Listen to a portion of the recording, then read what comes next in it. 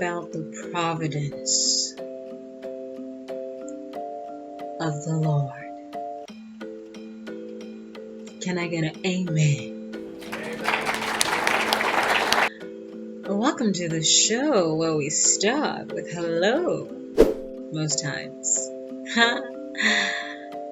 Hi, and welcome back to my channel. So today I very quickly want to speak about the providence that the Lord showed to me today. Oh God, thank you. So I'm going to take the story back to the beginning, more or less the beginning. I have been an English teacher at a school, a private school here in Gabon, in the capital city, Libreville, where I live, ever since December 2021. So last year. So now you could say 9 months. I had a maternity leave break from April until today.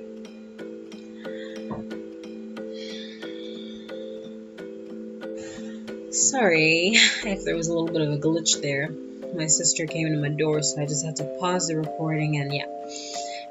Okay, as I was saying, I had a maternity break at the in between, and today was the day I went back to work. But now before I went on my maternity leave, I was on bad terms with my boss, the principal of the school. I was on bad terms with her because of her. I mean, because of her in the sense that she was the one that had issues with me more than I had issues with her. Now, let's be very clear about this. I did not know this when I came into the job, that she was a tyrant. But from my first week, I was told by all the staff members that, like, you need to have like testicles of steel, whether you're a man or a woman. You need to have testicles of steel. You need to gird your loins if you're going to work here, because this woman is tyrannical and she's crazy. She's bipolar. I mean, that's just the word that people use about her. I don't know if she's actually been diagnosed, but she's crazy like that. So at first, when I first started working there, she was very nice to me. So I was already pregnant by the time I started working there. She hired me knowing I was pregnant. I only started showing the month I was hired. I was 3 months pregnant. Yeah, 3 months pregnant when I was hired, and apparently she doesn't like hiring pregnant people, because you're gonna go off soon, and how am I gonna make money off you, right? But anyway, she hired me because she heard the way that I speak, she heard my accent, and she was like, okay, well, you have a good accent and everything, I want you to be a teacher. And also there's the potential for you to be a theater teacher, because that is what I actually studied and everything. And I just happen to speak English, so I applied for that just because, I speak English. We're in a country that's French speaking. If you speak English, you have a good chance of finding work in the field of English teaching. So yeah. So she hired me, and then at the beginning, as I said, at the beginning of my work journey there, she was very kind to me and everything. Like, I could see the way that she was towards other people. Like, I knew what people were talking about. It wasn't like I haven't seen the way she acts. Like, people say she's like two-faced and she's tyrannical and crazy. No, I saw it like from the beginning. I saw the way she spoke to certain people. I saw to many people. She's extremely disrespectful to all the teachers. She yells at them, and she speaks to teachers like they're children. She also yells at the parents of some of the parents of her students. She has a reputation that precedes her, because even people who don't have any kids at her school, they know about the way that she is, and they're like, and if you tell them I work there, they'll be like, ooh, how is it? And I'm like, it's what you've heard.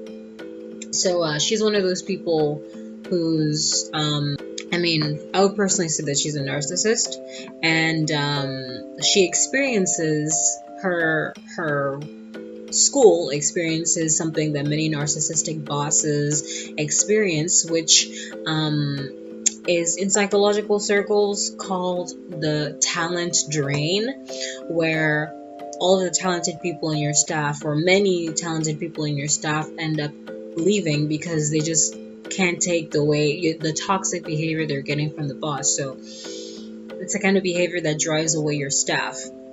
And so naturally her workforce has very consistent turnover. There's new people there all the time, because she's also she's changeling, she's changing her mind all the time. And the moment she feels that you're disrespecting her even like a little bit, even though no one is actually disrespectful to her, but if you're honest with her, if you speak to her directly, and if she says it's up and you don't say it's up but you confirm that it is in fact down, she's gonna think you're trying to dominate her. She's gonna think you're trying to be the boss when she's the boss. And even if she's wrong, she doesn't have the humility to admit that that's the reality. I'll be back. Sorry about that again. If there's a little bit of a break there, I got another interruption. My fiance, so he's like, no, finish your video. You get inspiration, comes and goes, so get it out. I'm like, dankeschön. Yeah. So, like I said, this woman does not accept honesty, even if it's delivered with respect, politeness. It doesn't matter. If you stand your ground way too much, if you're just too firm in the truth, she will not call a truce. That kind of rhymed. No, it didn't. I am so happy right now. You don't even know. So anyway, like I said, at the beginning, she was very nice to me. She had paid for me to get a blood test done because I got really sick that first month I started working there. Really sick. I mean, really sick. I wasn't really sick, but I felt like really sick compared to how I usually am. I am not someone who usually gets like quite sick. Sometimes people, like, if they have the flu and they're really just like, ugh. That's just not really the case for me. So I felt like quite sick in a way that I am not used to. And, and I had to go home early one day, and then she was saying, you need to get a COVID test, especially because you're pregnant. You also need to, see if you could potentially have malaria. So she paid for those tests for me. She called a doctor that she knew to come to the school and to give me the COVID test. And she also paid for my lab tests for malaria, and she brought me with her driver to the lab to get that done. This was in the beginning. This is in the beginning. It was in the beginning, guys. And then there was like, I think maybe a week later, no, a couple weeks later and stuff. I was going home one night around like 7:30 or something, and she was also leaving with her driver, and she saw me walking, and she's like, "Oh, you can't be walking, blah blah blah. Let us take you with us. Let me take you with us, because I mean it's her car, even though she has a driver. So let me take you with us, and then afterwards he's gonna drop me off, and my driver is gonna drop you off at home. You're pregnant, you shouldn't be blah blah blah blah blah."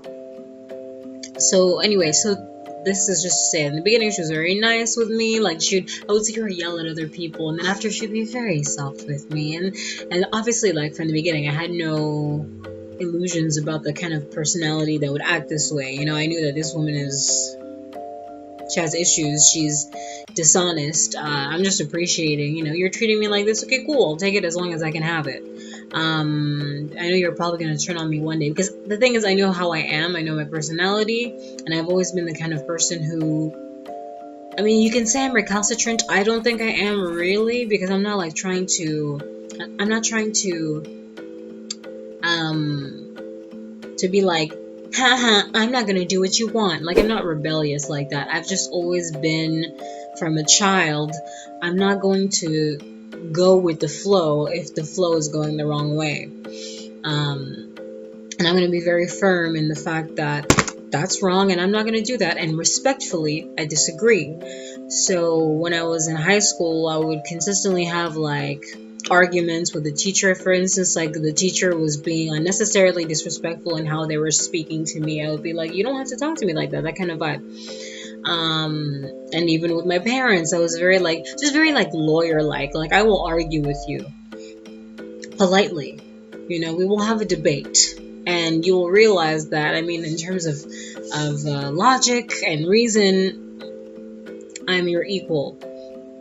And even if I am in a subordinate position, I'm not going to try to be rude to you, but I'm going to be straight with you, and I'm going to expect you to respect that. Even if you don't, I'm going to expect that. So this is how I know how it's taken by people, people who are in positions of power, because they want you to bend the knee.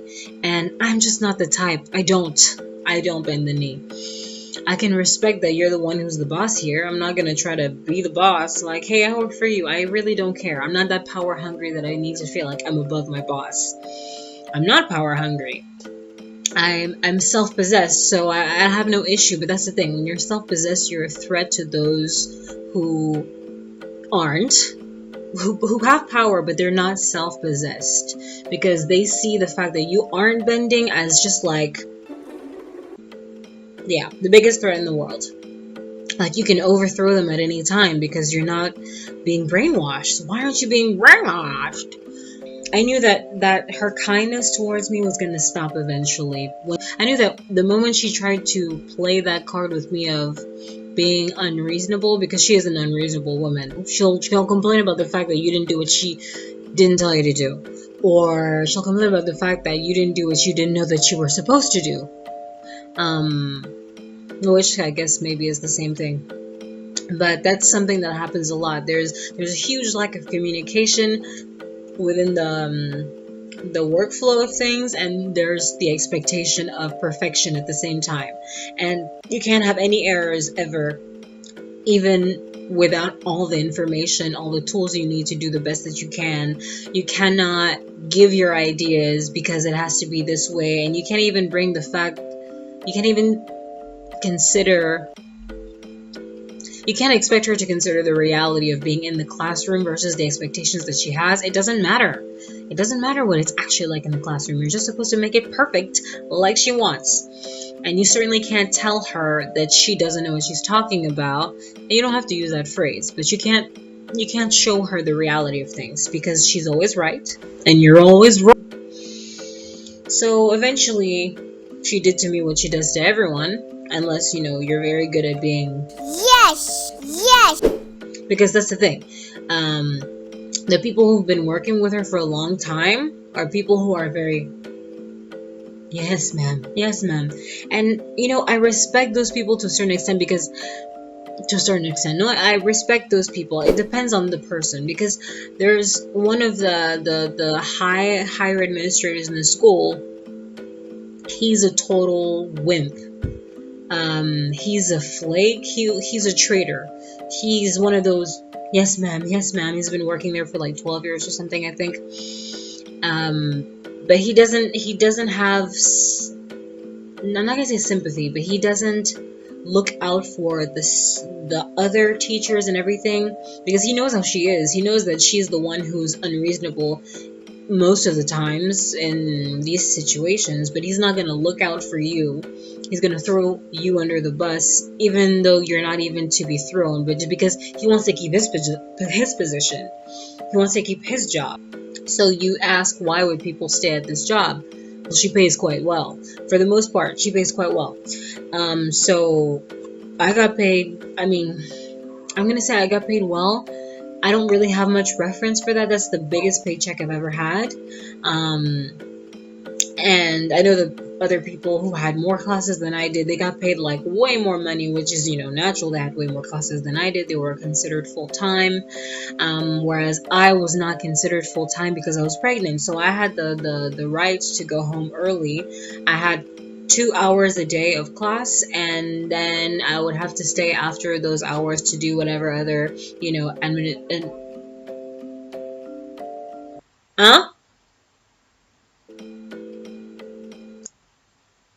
I don't know if my sister spoke, but anyway, I would have to stay to do whatever other administrative work I needed to do, but I didn't have to stay until the end of the day like full-time people. So it's from 7 in the morning to 5 p.m. That's a long day. But obviously I would get there at like 6. Obviously, I would get there at 6 in the morning, but I didn't have to stay until 5 p.m. I would sometimes, but that's by choice. So I had the right to go because, and she would frequently remind me that you don't have to stay, you can go, blah blah blah. You're pregnant, you should rest, da da da da. This is while she was nice. This is before she realized that, oh, this is how you is. This is how I is, yes. Then came the time, like I said, where she switched up. She switched. Sorry. She switched up because she brought up one of those things, those inconsistencies where she's being inconsistent and I'm trying to bring consistency to the situation, and she didn't like that. So it happened one time, and there was something of a past, and she was just like, I don't want to argue with you. And this woman, she's Serbian, so she has a very thick accent. She speaks French fluently. Has a very thick accent, and it's so funny, like everyone in the school, all teachers, they can imitate her so well, and she has this voice like this, and she talks like that, and this is her accent. I'm not doing the accent, but this is the rhythm that she has when she speaks. This is the intonation, and you're not a good she's so irritating. Anyway, yeah, so that was like the first time. Then a couple more things happened, and then she was starting to see more and more that, oh, I had things to say and blah blah blah. And there came a day where she was saying, like, why aren't you staying? Why did you leave for the day? And blah blah blah blah blah. And it's like, I left because I'm allowed to, and I'm not being paid to stay longer. So if I don't have to stay, then I'm gonna go. And then there was a whole argument about that, and I had to go get some exams done, like the exams you get done while you're pregnant. And then she was like, I don't care about your exams. You need to come back to work, blah, blah, blah. And I was speaking to her like so, oh my gosh, I was talking so loud. I was so pissed. I was very pissed. I was trying not to yell. I was trying to stay respectful, but I was pissed.